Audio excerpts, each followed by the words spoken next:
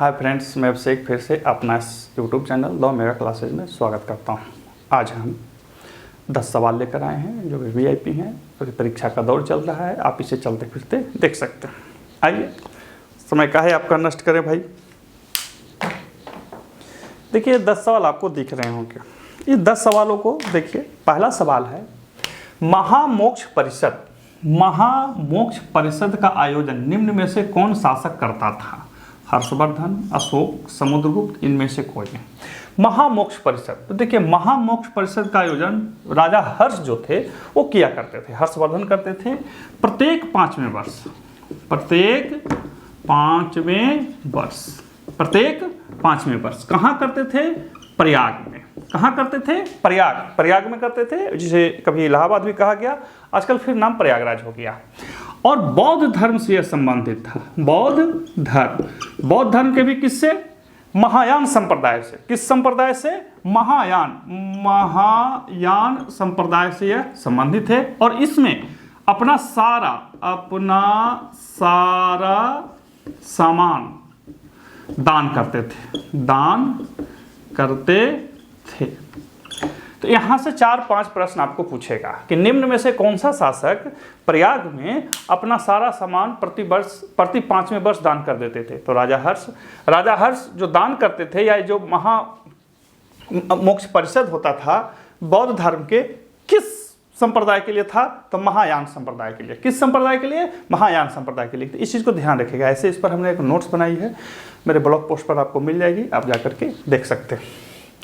अगला है कि सुबह एवं शाम का तारा किस ग्रह को कहा जाता है? बुध, मंगल, शुक्र, इनमें से कोई नहीं। आप तो सब जानते हैं, शुक्र को कहा जाता है। अगला प्रश्न है कि पारिस्थितिकी तंत्र में ऊर्जा का प्रमुख स्रोत क्या है?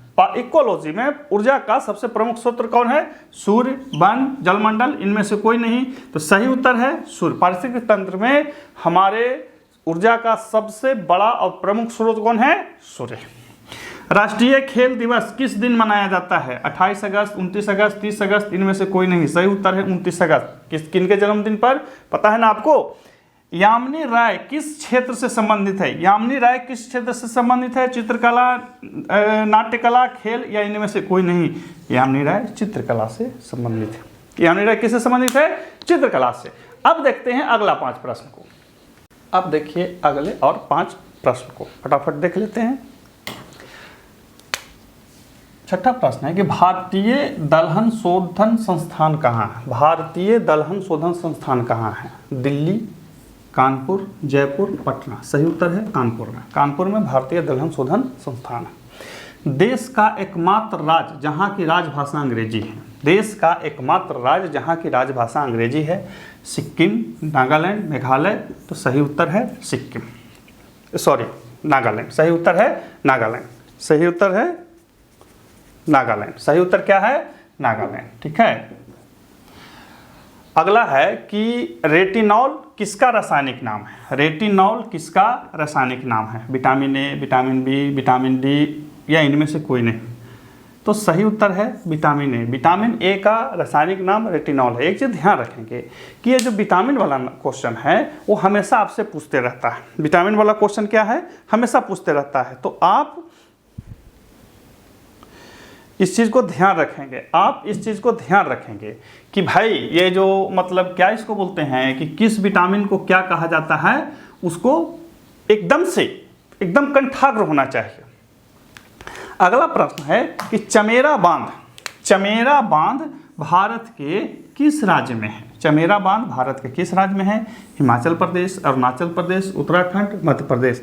सही उत्तर है हिमाचल प्रदेश, रावी नदी के तट पर। रावी नदी के तट पर। किस नदी के तट पर? रावी नदी के तट पर। 10वां और लास्ट प्रश्न है, आधुनिक भारत से है। बार बार पूछा गया है, बहुत तरह से पूछा जाता है।